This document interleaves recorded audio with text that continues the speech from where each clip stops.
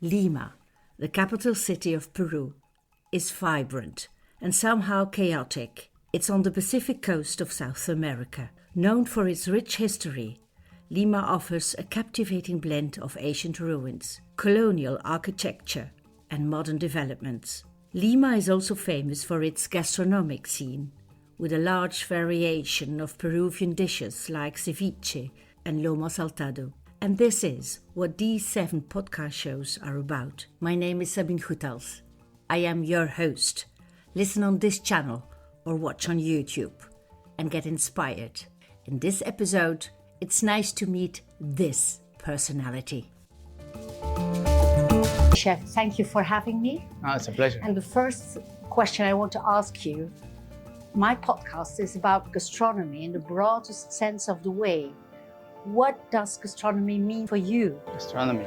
Wow. It's everything, no? Since I found it when I was 27, now I'm 44. I was kind of lost, and then I found this world of cooking, and giving a service to somebody, to clients, to people who live also, who love everything that goes on in a restaurant or everything around food. So for me, gastronomy, it's really wide, It implicates many things, since from the people in the fields, or the fishermen, and it starts over there, to the passion that they put, and then they transmit that passion through the product, and once it gets to the restaurant,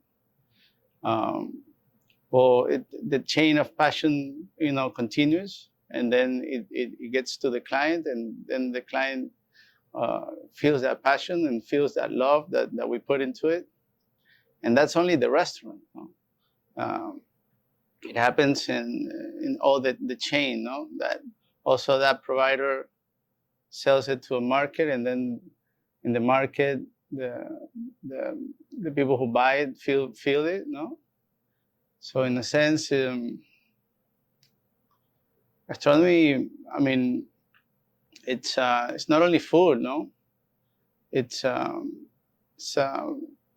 experiences, You come to a restaurant now, and you don't only come to eat, That's how it has changed, in the years. For now, people who come to MERITO, and they compare us to other restaurants, and it's good because we're all restaurants. But at the end, nowadays, it's really difficult to compare all the restaurants in the same category, because we offer experiences, and all the experiences, they're based in different ideas and different concepts, and they're kind of plays also, some of them more plays than others, some orchestrated, let's say, or complex in their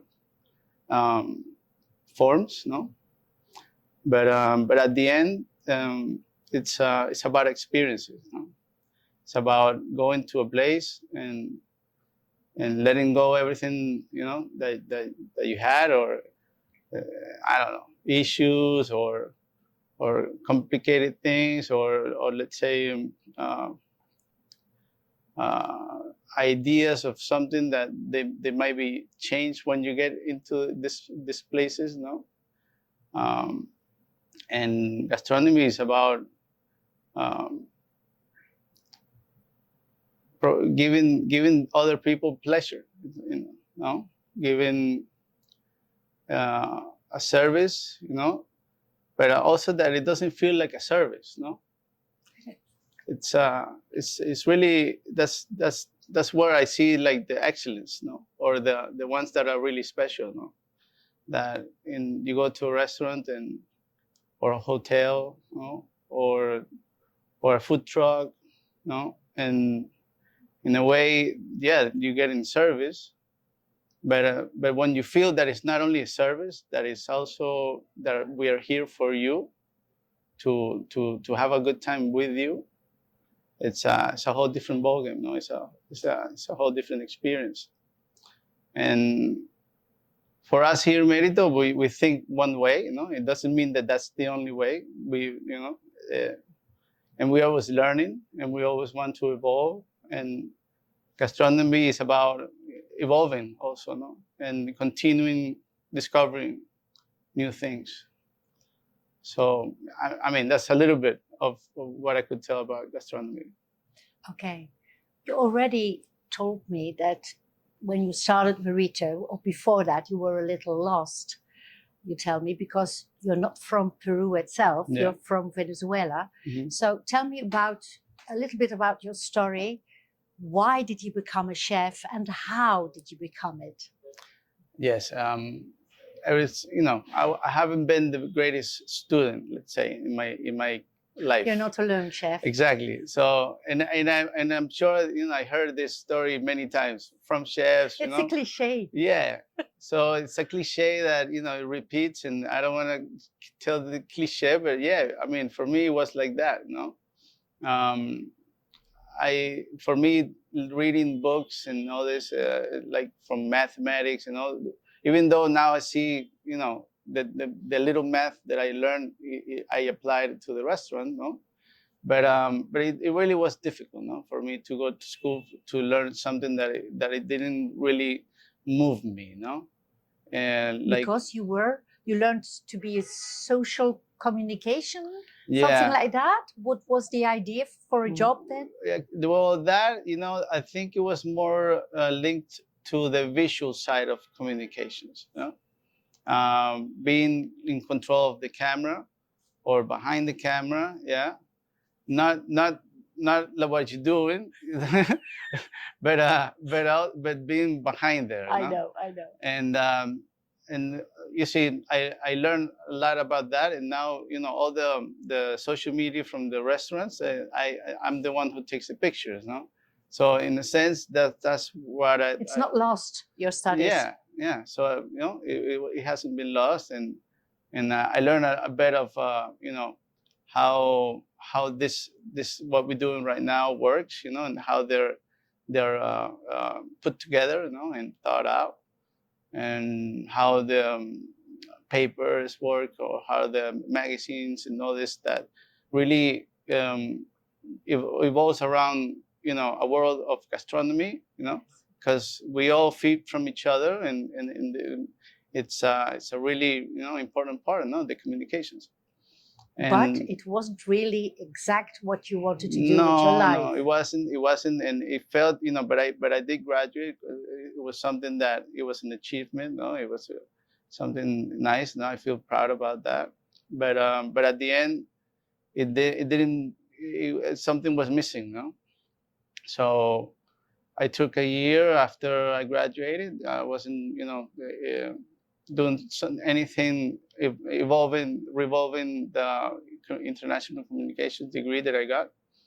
But then my friend, I talked to my friend who studied with me in college, and he's like, "What are you doing?" I was like, "Well, I'm still not finding, what to do." And he was the one who was like, "Listen, try cooking, do something, because I know you like that." No? He kind of like knew something that I didn't quite know. No, so thanks to him, I took the chance in the cooking class in Venezuela, and once I did the course and everything, I was like, this is it. No, I can be here all the time.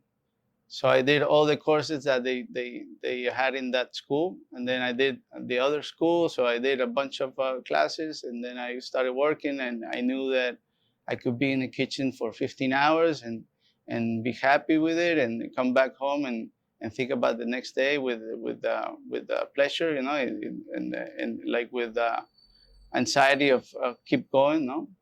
So that for me was like, wow, no, this feels what I like what I've been looking for, And what was it exactly? Was it about working with the food, or seeing other people cooking and then you say, I want to do that too? What was it really? I mean, it was a mixture of all of that, no, in a way. But what really moved me was that that I could create something, no, and from nothing, you know, with learning a couple of things, I could plus, you know, put something that it's that you can touch, you can taste, and everything, and it's visually attractive, and all this, and it can cause pleasure to others, and I don't know. My grandfather always told me that I was really servicial person. Like I enjoyed, you know, giving service to somebody, because I used to like be really like his right hand, no, in a way, when I was small, and I used to cut his tobacco, you know, for to smoke, and I used to be the one who did that, and I was like his right hand man, no, and he always told me that. So that You were very close with your grandfather? yeah. My grandfather was great, you know. He was like you know, a He big was an figure. inspiration for you. Yeah, I'm sure it was. I'm sure it was, and he was really, you know, he guided me a lot, no. So yeah, I mean, when I found cooking, I saw, you know, many possibilities, no.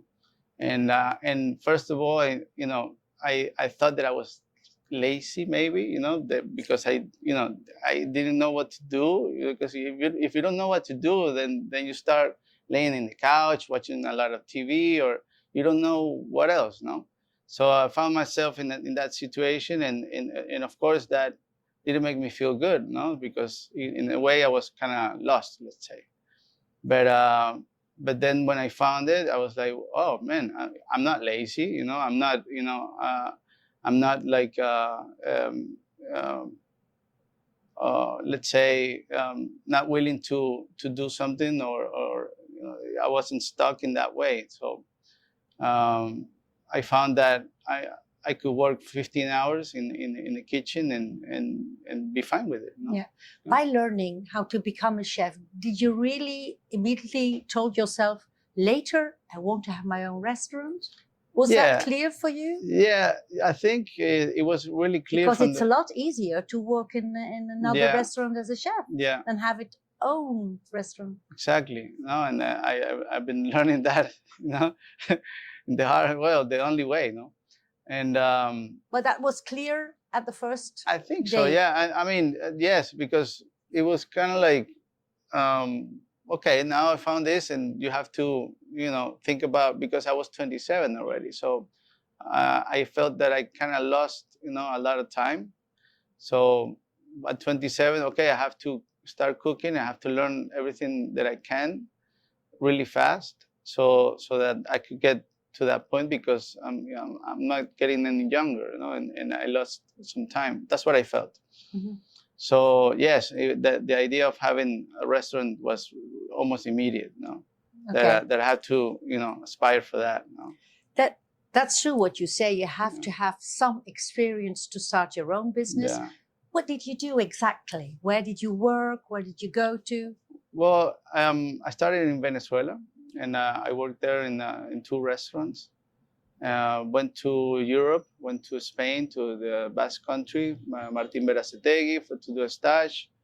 Then I went back to Venezuela. Then I went back to Paris to do a 6 month, yeah, I think 6 month course in French cuisine. It was in English and French, and I didn't do the 3 year one, because again I had to go fast, you know? Yeah. And Was it easy to apply over there to ask chefs, can I come and work here? No, What did you do? that's why, you know, that going to the school was a bridge to accomplish that, because what the school did was, okay, they teach you, you know, the skills, but then they also see your potential, and your willingness to do, you know, big things, or to stay low, and that's fine too, no, depending on your inspiration. Or They saw you had talent. yeah, so they saw, yeah, what do you want to do, Juan? So I was like, okay, chef, you know, please send me, because they helped you to find places, not to do the stage, and to then have a job. And what I told my chef in Ferrandi in Paris was, please send me to a place that you know that they're gonna let me cook, you know, because sometimes we go to these big places and big restaurants where there's a lot of cooks, and the teaching is different, no, and the positions to get to the point is more difficult. It will take more time to really learn the basics. So you didn't want to do the dishes? No, I already did that. Yeah, I already did that because not again. No, not again. I already learned that. No, so I wanted to because really, you have to start at the bottom. Eh? It's really important. It's really important to do that, and I did that. And in my school, every week, the school opened like a restaurant, and every week we changed all the areas for the team. And one of the stations is the cleaning station, and you had to be there for a whole week. And you would do that in the year, maybe, I don't know, 10, 15 times. Yeah. And I did that also in a restaurant where my mother used to work in Pensacola, Florida. She used to be a hostess there. And I got to work in the kitchen, and my first job was washing dishes.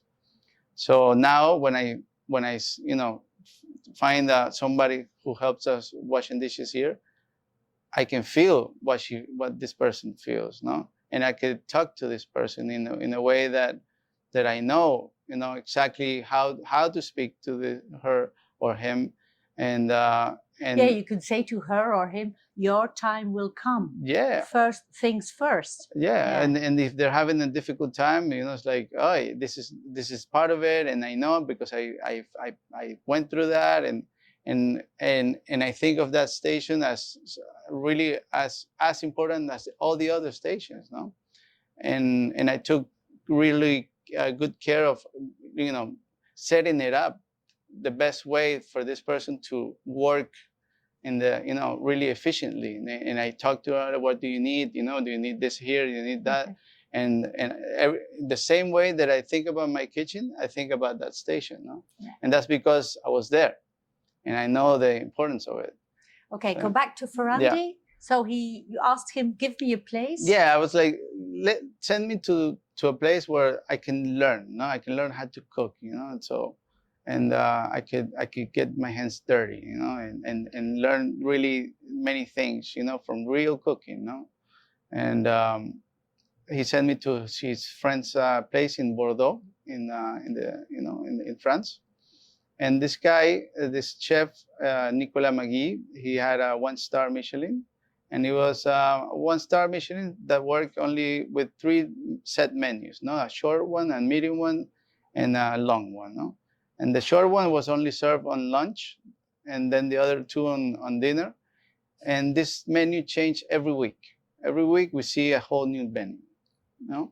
So for me, it was great because it was a small kitchen, maybe we were 5. And every week we saw a whole different menu, every week. So, in 2 years of that. That's hard work. Yeah, it's hard work, and it was fun because it was always something new, no? Hey, some weeks I saw things that, didn't quite, because everything was like that. It wasn't really thought out with a long-term matter, no? It was like, okay, let's feel what we can do. And I learned about that, of being really, fast with your visions, and your ideas, and just putting it, to work in a fast way. So I learned a lot about that in that experience in that restaurant. And then I go to Spain, and then did a stage in Spain, in Madrid, in Diverso, which now it's a restaurant that represents a big spot in the gastronomy world, no? Which when I got there, it wasn't positioned that way. It was a smaller restaurant with 2 Michelin. You changed that. No, I don't want to say that, but okay. But I was just in that turning point, okay, which was a good time. which was awesome. Yeah.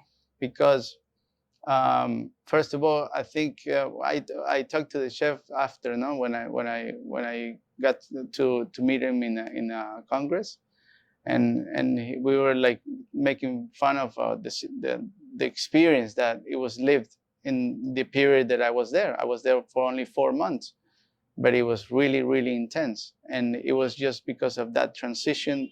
Of then they moved to a different, bigger place. They got the 3rd Michelin star, and for me it was a discovery, you know, of something that I didn't know, because I applied for Noma and I applied for Osteria Francescana at that point, and I didn't get to that. But then I went to Diverso, and look what happened, no? Yeah. So you also, I have to, you know, don't take those moments to bring you down, no? Because I really wanted to go to Noma, let's say, and in a way I felt kind of bad for it, but then I kept looking, no? And look what happened, no? I wouldn't change a thing, you know? Yeah. But after that, you arrived here at some point. Yeah. Why here? Why did you leave Venezuela? Well, I left Venezuela in 2011 to go to France to do all this that we talked, no, that I mentioned before. And yes, you know, I was in France and Spain, and then I didn't quite felt, you know, that those were my places to stay for a while. I thought that I learned, you know, what I had to learn from there. And then, of course, I felt kind of nostalgic of losing my home, no? And the situation in Venezuela wasn't getting any better because political situation, no? So I was like, okay, so I went to the Madrid Fusion, this gastronomy congress in Madrid, that I always wanted to go. You saw someone working there or doing a demo, and then it struck you and said, I will send my CV to that chef. Yeah, yeah. Who was that? That was Virgilio Martinez with his Central. And it was also a moment where it was him and Rodolfo Guzman from Chile, from Boragó. And these were 2 chefs that I didn't know them, you know, and I felt, you know, really ignorant of not knowing them, because they were from my side of the world, no? And I thought everything was in the other side, no? Yeah. Yeah. So I was like, wow, this is awesome, no? This is really what I saw, the product that he was exposing and everything. It really got my attention, and it also felt like it was an opportunity to go back to my homeland, you know, or closer to her. So nothing. I talked to my friend who was Peruvian, who is Peruvian, and he knew Pia, no, the head chef, no, Pia, Virgilio's wife. Yes. And he got, because before it wasn't like social media and all this, it was an email, no? You send the email, I know. and you waited, and let's say, yeah. Will I have an answer? And that's the way it was. And so I sent my email, and thanks to his connection, he kind of like sent his email saying, oh, you know, I know Juan, and could you please consider him? So yeah, they were like, yeah, send them, you know, tell them to come. So I took my trip to Peru. I went to learn Peruvian food in that place, learn all about that, try ceviche, and go to Machu Picchu. That was my idea of coming to Peru, no? So my first thing that I did from getting off the plane, I got to the hotel, I got my ceviche. Then I went to Central, yeah, and then yeah. And did you have Machu Picchu? And then I went to Machu Picchu. Really? Yeah. Okay, you do what you promised yourself. Yeah. So I was able to do that, and I started working in Central, and after a week or so, they called me in. It's like, hey, what's your plan? You know, we really enjoyed the way that you work in the kitchen, and we think that you could be a nice part of what we look for for as a team, no? And that was in February 2014, and in May 2014 I was here.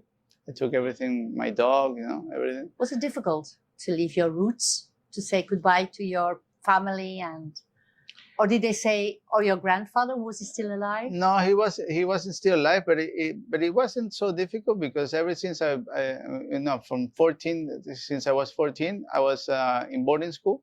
Okay. So I have always been. He was not attached really so close to your family. No, Yeah. no, Yeah. no. And for that side, it was fine for me, because yeah, I lived through that already. And 5 years of college and going back and forth, and it was part of what I've been doing.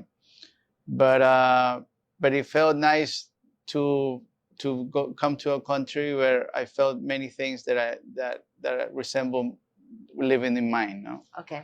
Before we go to MERITO, the start of MERITO and the Grow, maybe I want to ask a question. Is that what you would say to young people who want to go into the business, is travel, learn, experience? I mean, if you have the opportunity, yes, you have to invest in that, because it's really important to get to absorb everything you can. No? And it doesn't also have to be in the restaurant. It has to be in everywhere around. No? In the food truck, in the lady who sells in the corner, or if you go to a house with a family, you know, who live in that country, and you can share with them. But yes, you have to be exposed to as many experiences as you can, because people often ask me, "Oh, where do you come for? Where does your creativity comes from? Where does your idea comes from?" And if I sit here, believe me, they're not gonna come. They don't know. You have to look for them. You have to be, you know, get out there, or, you know, and let them, the ideas to come, you know, in that way to you, you know, and be attentive to everything. Is it not like no one will search for you? You have to search yourself. Yes. You always have to. And yes, and that's part of the, if you win a little money, or and you think about, you know, doing that, but, you know, saved it, and then take a trip and go back and forth, and yes, I think it's really important, you know. Okay, now start with MERITO. It started with a simple idea, I think, to of course your Venezuelan food combining with Peruvian. Was it like that? Well, it started with an idea. It started with ceviche, doesn't it? It started with arepas.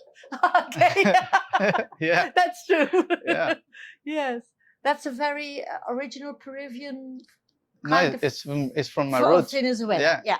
So what is it exactly? It's a cornbread, no? Cornmeal bread, let's say, patties, you know, that are made with the usual one. The most common is with pre-cooked cornmeal, and you just mix it with water and salt, and you make these patties, and you can fry them. You can put them on the plancha and then in the oven, or you can do it in the barbecue. Okay, you thought I will keep it simple. So yeah, I mean, I was in Central, and then I had the experience of working in all this top, you know, fancy restaurants, and, you know, Michelin, and all this structure, and all this way of this way of working. No? It's discipline, and also it's really a lot of stress, no, in a way, because you always look for perfection, let's say, you know, and all this, you know, that everything goes right, and that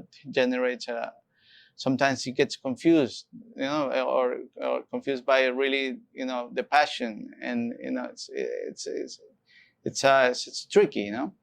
So at that moment, I didn't know how to process all that information. So my easiest idea was to get away from it. No? So I wanted to make a cool hipster arepera, you know, with all the basic knowledge all the good knowledge that I know about cooking techniques, and applying it to the arepa world, no? And so that was the first idea, you know, to relax a bit, you know, in a sense, or and do something a little bit easier. and less stressful. You know? You were alone at the beginning. Yeah, now we exactly. have a team, but yeah, I was alone, and of course I felt that I had to just do my own thing. So that was for me the safest thing to think about. So then I called this two guys who have an agency that helps, you know, it helps people with ideas and to make restaurants or any other concept in the gastronomy world. And I looked for them, you know, you pay, you know, for a service, and you know, we have conversations and everything, and they're like, all right, so tell me what you want to do. So I told them this idea, and they're like, okay, let me see your curriculum, then let me see your resume, where you been, what have you done, okay, and they're like, okay, Juan, your idea sounds cool, but are you sure that you want to go this way? Is that enough? Yeah. Do you see yourself doing this and that? And what do you feel? No? And they were really nice in extracting that from me, you know? And they made me realize that maybe that wasn't the moment for that. That maybe we should start this way, you know, in a restaurant with a little bit of what I've been doing, but in a much simpler way.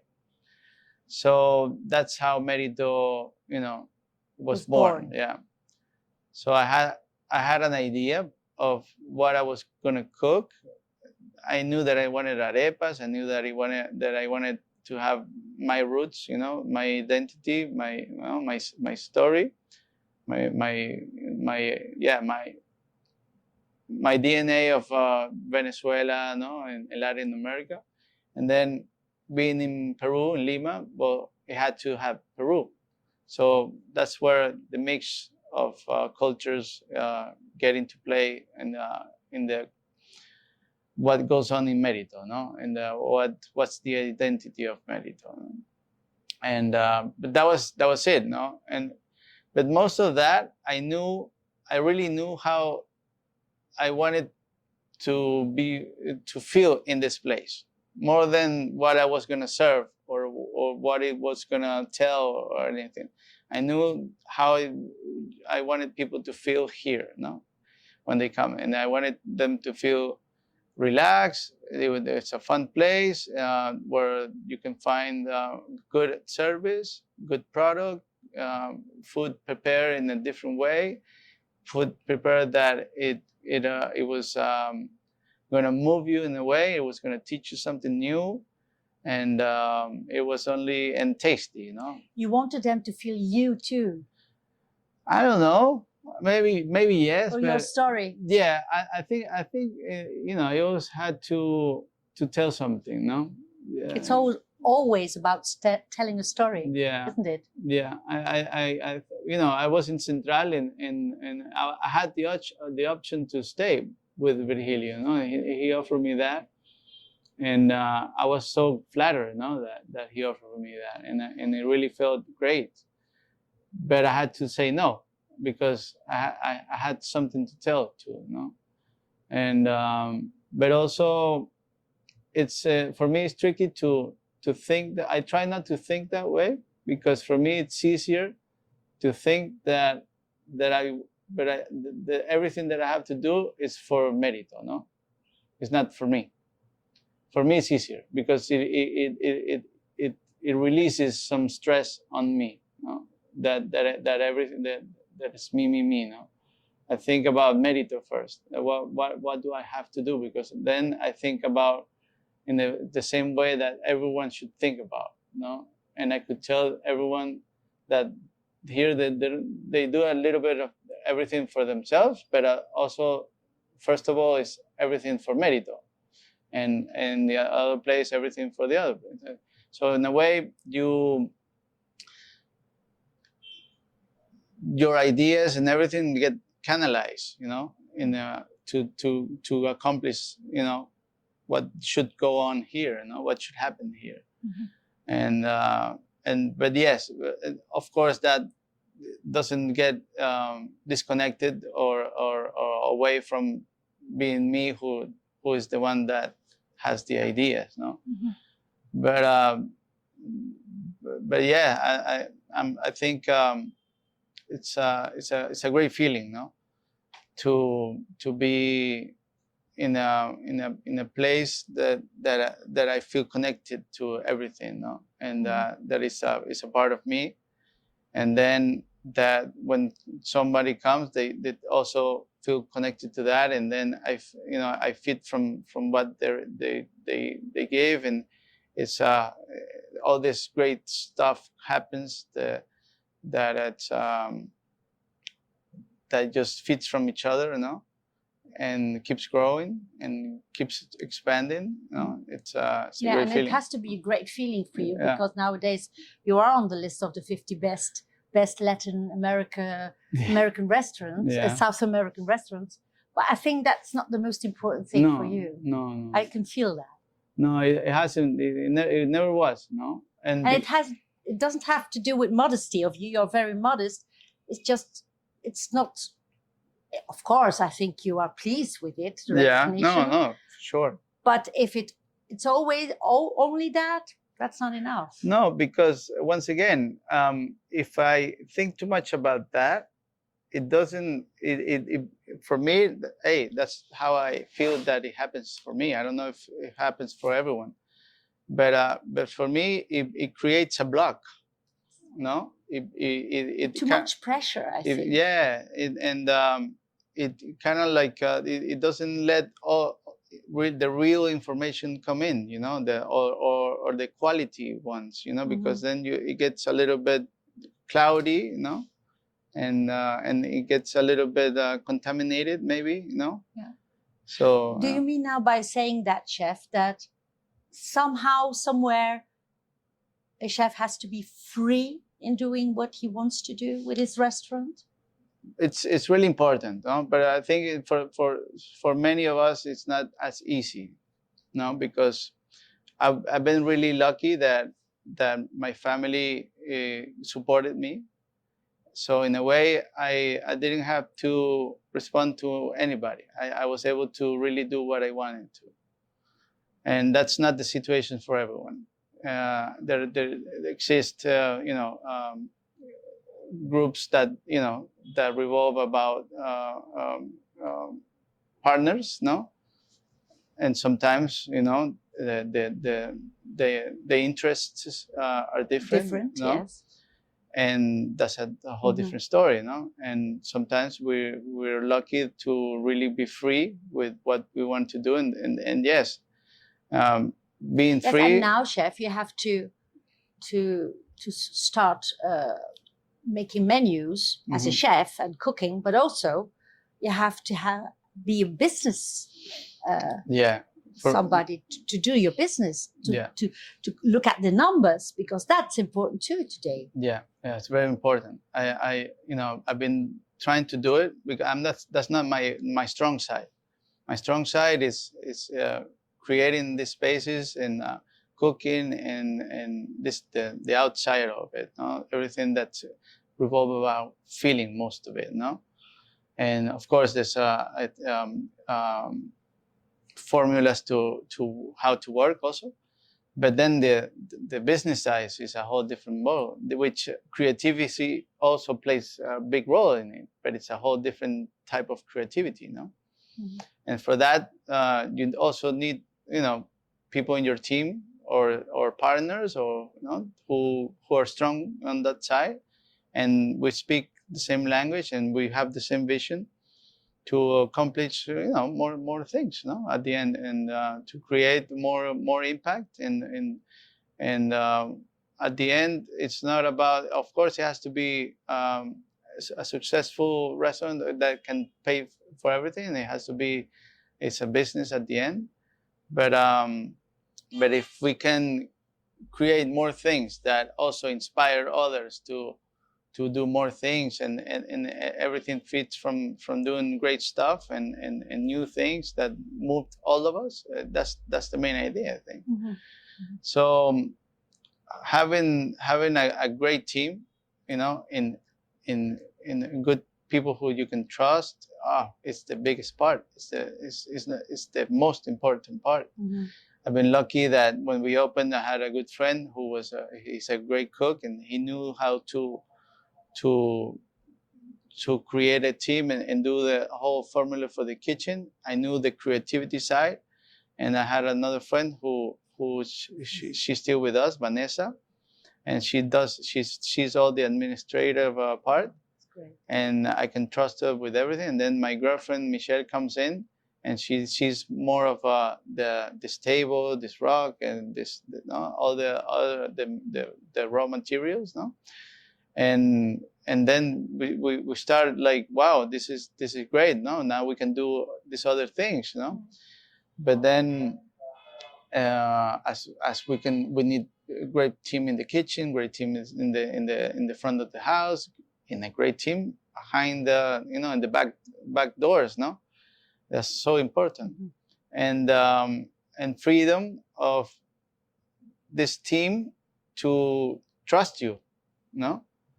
And let you free, to a certain extent, and once you have an idea, you also have to share it, and you also have to learn about listening to others, and it's so important because I always thought that everything relied on me, and no, it's not that way, and it's not sane, to think that way.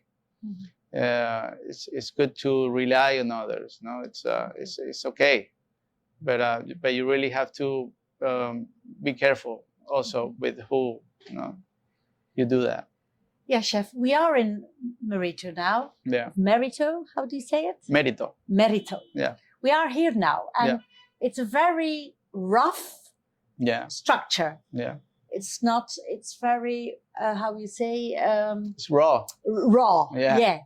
Did you really chose that idea? Was that clear for you, raw? Yeah, before finding the place, I knew that I felt that I had to find a place that can tell a story, that had a history. And when I found in Barranco, in this district that we are, there's a lot of that, places with a lot of history, and there's art, there's music, there's a bohemian town where you can find many things, that kind of revolve around the gastronomy world also, that can feed from it. And also this part of history that I was looking for. So when I found this place, everything was covered, all these walls were covered. And the architects asked me, hey, what do you think if we uncover this? Do you like the adobe walls? I was like, that's the thing that I like the most from this place, because of how it makes you feel, and it plays a big role in what you feel in this place, These raw walls and noble materials, like wood, and I wanted to also create a place that it doesn't feel ostentatious, that it felt that it was refined, but not ostentatious, that you felt that, oh wow, there's if you have a good eye, you can find where the thought was put in, and that it was important to have somebody great at doing things simple, but in a complex way also. So simple, complex. It's really difficult to achieve, in a dish, in a table, in a place. So for me, that's really important, Tell me about now being you. You have your own personality, you have your own character. Yeah. But you also have to be a boss, a chef. Yeah. Tell me, how are you as a professional boss? I'm still learning.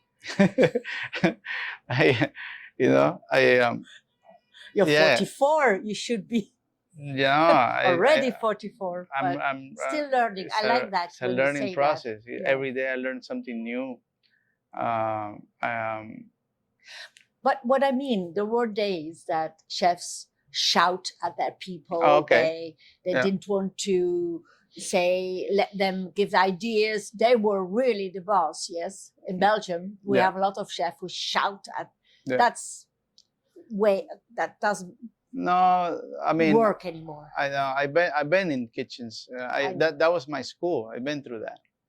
And hey, sometimes I'm not gonna lie, but my voice gets a little bit strong. But I remember about all this, and then I cool down, no, and say no, that's not the way. And I try to canalize it through a different way, where my message is gonna be clear, with strong also, but without going to those places, no. But sometimes it's really important, no, because you have to really that it doesn't transmit anger. I think it should transmit that you're passionate about it, and that you really care, about things going in a certain way.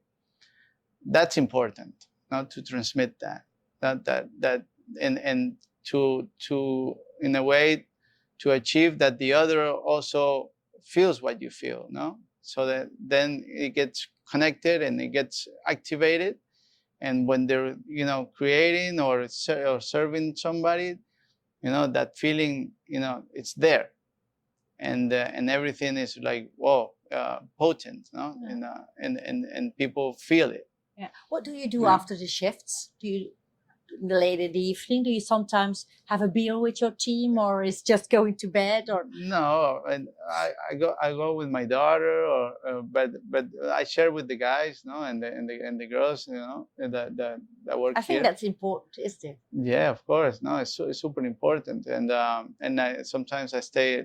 I could go to my home and rest at the end, but I stay a little while and share with them. And hey, we have a bunch of books, and we start reading, and we share ideas, and I also expect them to be creative by themselves, and show me what they would like to do, and I learned from that, and it's not only my ideas. And then we have field trips. We go somewhere. We go we go to the beach. We go, and on Christmas. Well, we share Christmas together. But then last week I had a lunch with my head chef from the other restaurant. We were to La Mar, no, the cevicheria place. That was his first time, and so I was able to share that moment with him, and it felt pretty cool, no? And I'm one of them, no? I'm one more.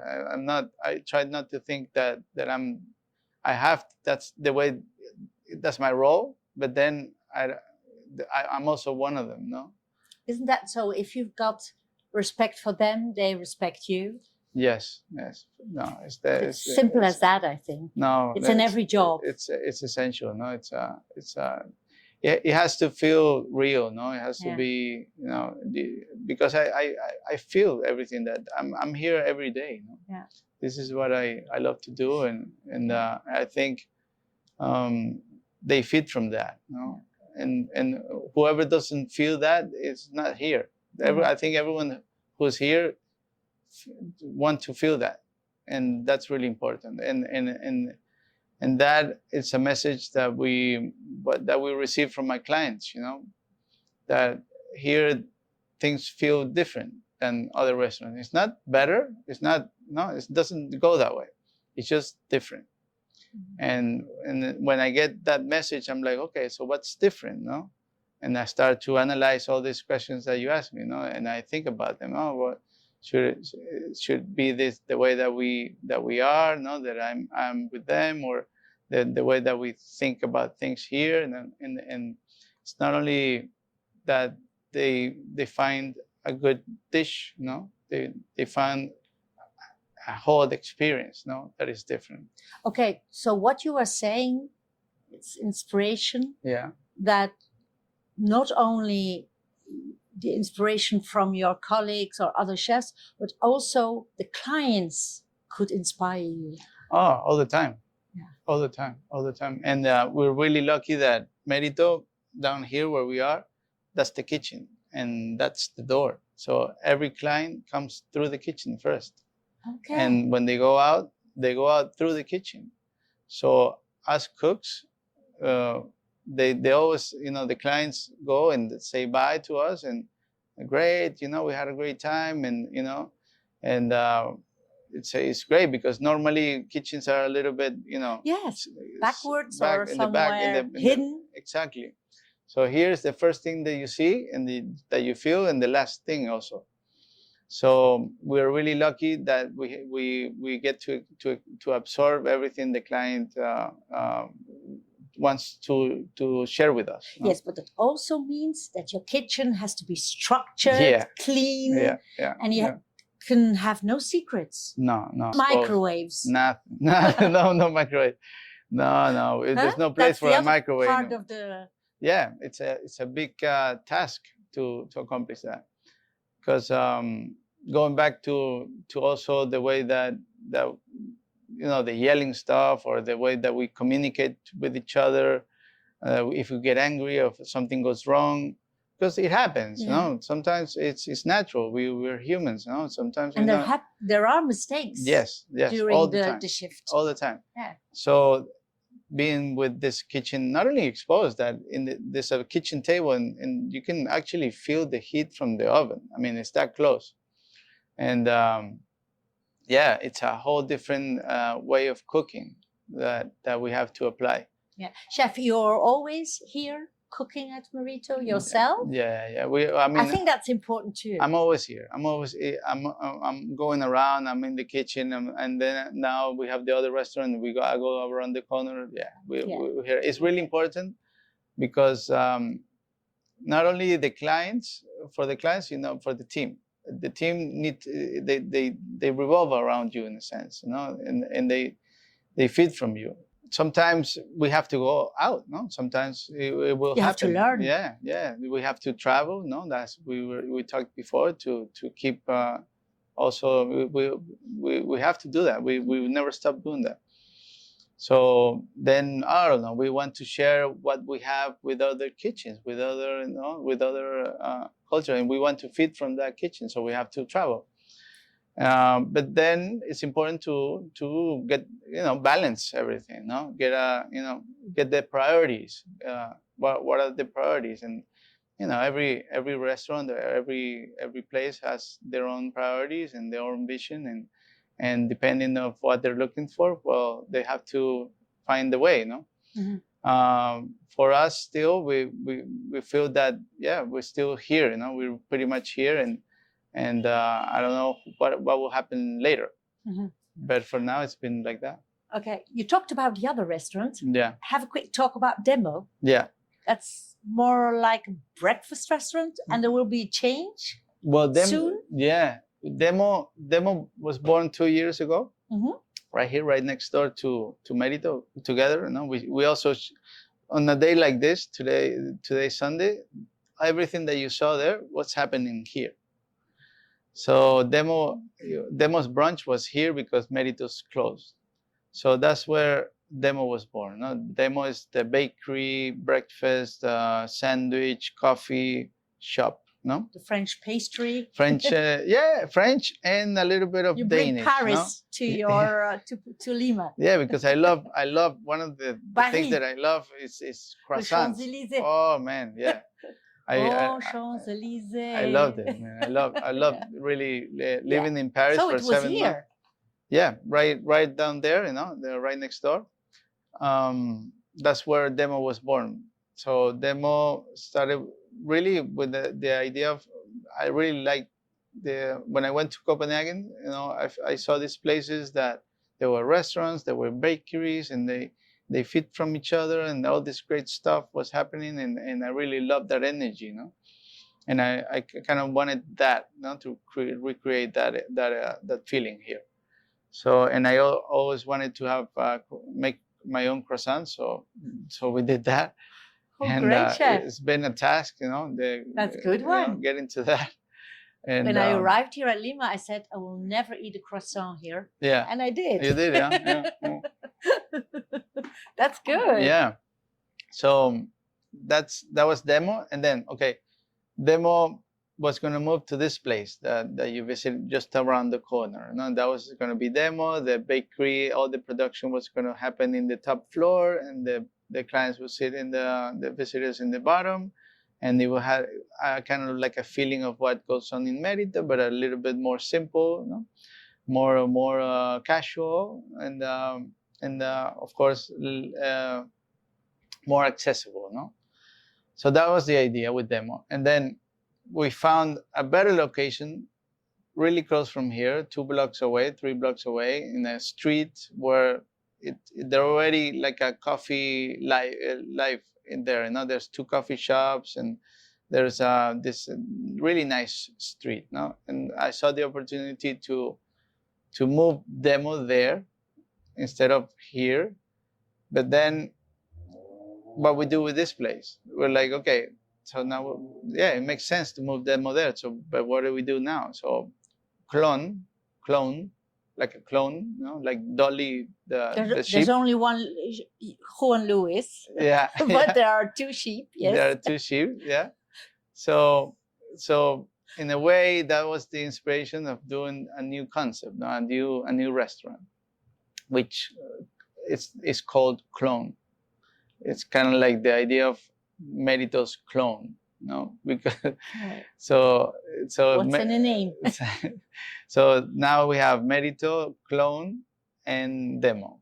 Yeah. So that's the idea behind Clone. So, but then I thought, okay, Merito keeps evolving and it's leaving behind some dishes, some preparations, some way of cooking. Let's say more or less gastronomy. Yeah.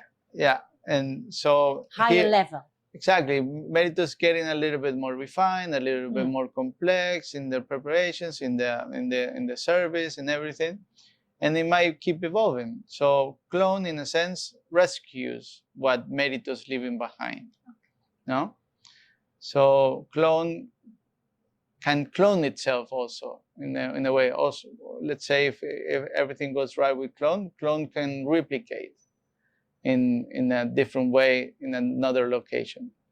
Merito, we don't feel much that it should replicate. Merito, it's here and its soul is here. Like cloning doesn't clone your soul or your personality, but it can clone the outside. It can clone the material thing. That's what clone really is. So that was the idea behind Clone. We want to, let's say, expand, but how do we expand? We expand with Clone. We clone it. And we can clone also a Demo, because it's a bakery. So there's a formula behind it, Merito is more organic. Merito is more, it's more liberal. So Clone was born, and Clone first was that idea of like rescuing everything that Merito is living, but then we're like, no, I think Clone can be more. So we go back to the arepas. Well, I was just asking you a question. Where's your first idea? Does it come now? So it comes to Clone. But it happened. The circle is round. But it happened by itself, you see? Yeah. It just happened. Now is the time. So now it's the time.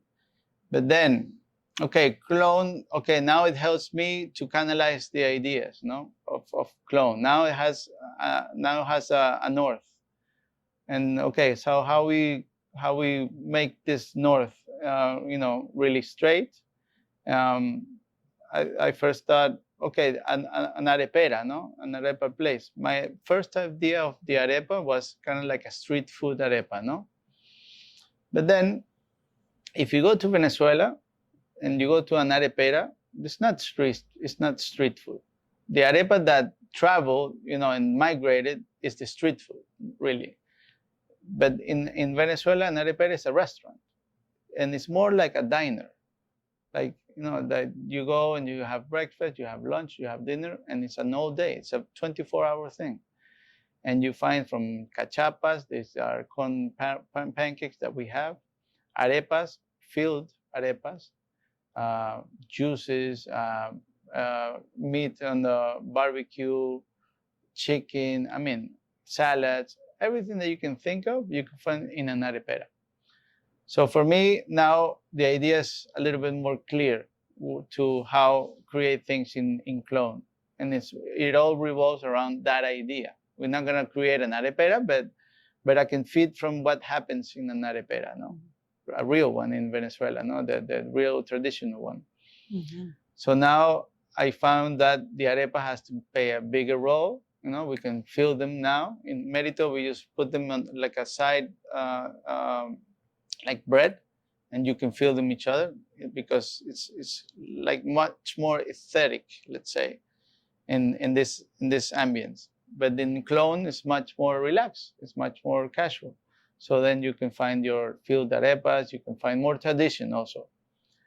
Here in MERITO, it's not so much tradition. Here it's its own thing. In Clon, you will find more tradition. Mm-hmm. And then Demo separates also from Clon and takes all the bakery and all the coffee and the sandwich and So in fact, they can come to your restaurants the whole day, in the morning, at lunch, and in the evening. Exactly. Good. Exactly. We're not still in the 24-hour range. I really don't know how to achieve that. But it's the idea behind. But it's the idea behind. Yeah. So okay. Now it makes much more sense. No? All right. So, Chef. Yeah. You talked about her, your little daughter. Yeah. She's 2.5, I think. A year and 2 months. Year and 2 months. Yeah. Your daughter. Yeah. Does that change a man? Yes. How? Because it grounds you, no? It grounds you. It makes you like much more, let's say, mature in your decision making, no? That you can also think about holding up, because you have to think about what goes on over here, so you don't less rush, let's say, and more, grounded, no. Mm-hmm. But also, it activates another part that it gives you more energy. More energy, yeah, because it's like you want to be a role model, no, not only for your team, but now you want to show, your son, your daughter, that look at all this great stuff that you someday can do. Mm-hmm. So I want to show that, that finding your passion, I want to tell my story through action, not only by words, because but I think if you can feel it and you can see it and you see the effect, is much more potent, of course. And I think you will travel with her to Venezuela, I hope. Yeah, for sure. And I think it's gonna happen next December. Yeah, I'm gonna take it. Okay, all right. We're gonna be able to cook that. Now, Michelle, your girlfriend, helps you in your restaurant. Do you think that's a very important thing for the future, for next starters, that two people, man, or woman, or woman heteros or something, doesn't matter what gender, but you have to do it two of kind and... Yeah, I mean, my question is, what do you think about the future of the gastronomy? Because we had our challenges, with the Corona crisis. Yeah. We had to shut down, and there are a lot of restaurants closed. Yeah. So we are in a few challenges for the future of food industry and gastronomy. So one of the things I think is that when you can do with your husband or your wife, it's maybe a good choice. I mean, it's a tricky one, no? You have to be a good couple. You have to be a good couple. You have to complement each other, no? You have to also trust each other a lot and respect No, it's really important because it's not easy. No, you can. It's really like it's really strong what you can find. No, but also it can be risky. No, because really everything gets mixed. No, emotions and everything, and we're together all day. And with spaces, and it's a tricky thing, but at the end it's it's awesome, no, because I think you can achieve many things, no, way more, but that also can happen not only by being partners in emotional partners, but also partners that business partners. But business partner is almost the same, no, the great ones, no, that I find that where the great things happen, they're almost like really emotional, without being in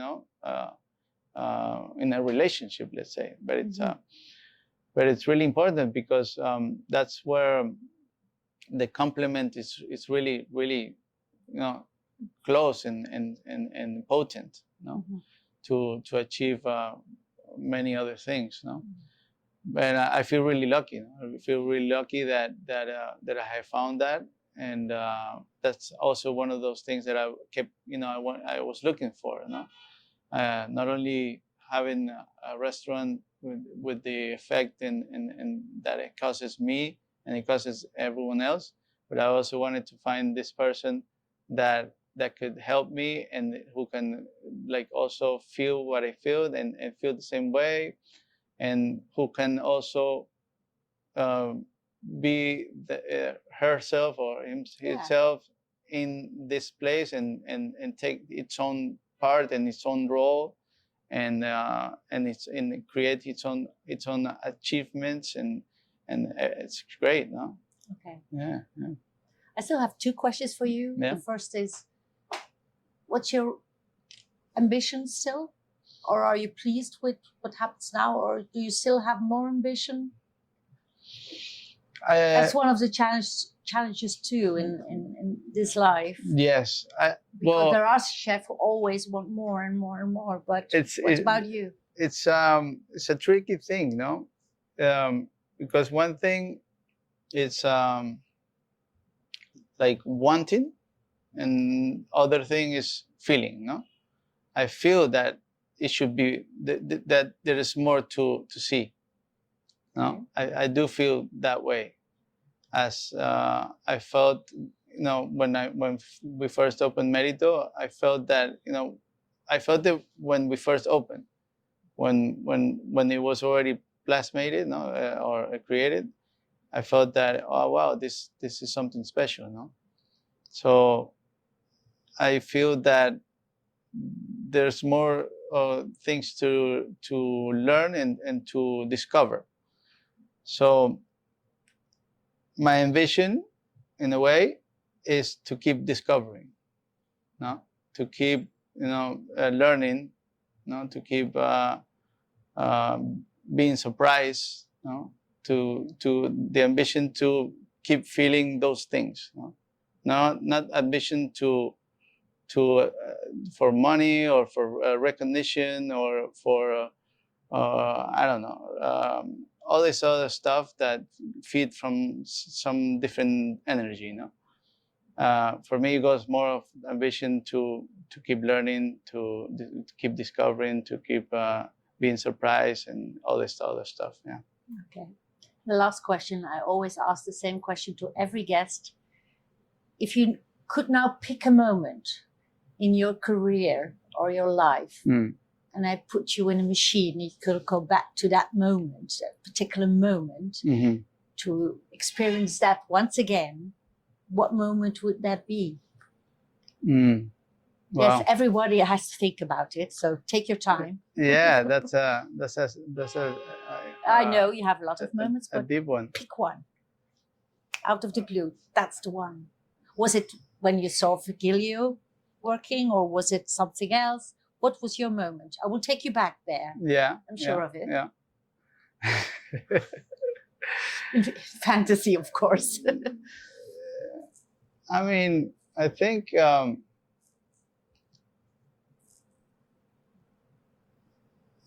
don't know. Maybe it was when.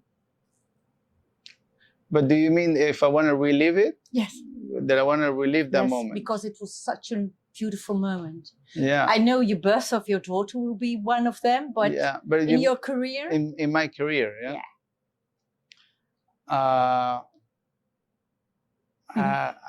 It has to be when I first started cooking, no? When I felt that I have found something, no? That I felt that I wasn't gonna be lost anymore. In that school? Yeah. What were you cooking? I was cooking. I don't know. I think it was rice, risotto, no? Something like that. Very simple. Yeah. But I loved cooking risotto. I think many of us start cooking risotto because it's really, It's not so easy to have a good risotto. No, it's not. It's not. But feeling like a little bit not so hollow, because I felt kind of that I was missing a lot. So in that moment when I was like, wow, no, this is it. That means a lot for me. Okay, maybe when you change your menu, you have to put in risotto once again. Yeah. So you can go back to that moment. Right. Okay, Chef, thank you very much for this beautiful conversation. I think when your grandfather would be still alive and we would go sit next to you, he would said he would be very proud of you, don't you think? I think so, and I could say it with humbleness now that I have achieved something nice. You are a happy man? I'm pretty happy. Yeah, I'm pretty happy, and I'm sure I'm going to be more happy, and that's the idea. That's to grab that and do it, no? And live it. Yeah. Okay, thank you. I still have a gift for you. So these are socks. Awesome. I need socks. So you can wear them. Yeah. Great. To remind me of this conversation. Yeah, I'm gonna wear them. Really? Yeah, for sure. I wish you good luck. They're really nice. Thank you so much. Thank you. Yeah. Dank dat jij je abonneert op Spotify, Google of Apple Podcast of het YouTube-kanaal van Satellite Gourmet. Blijf up-to-date via Facebook, Instagram of LinkedIn. Satellite Gourmet is verhalen delen over gastronomie in de breedste zin van het woord. Tot de volgende.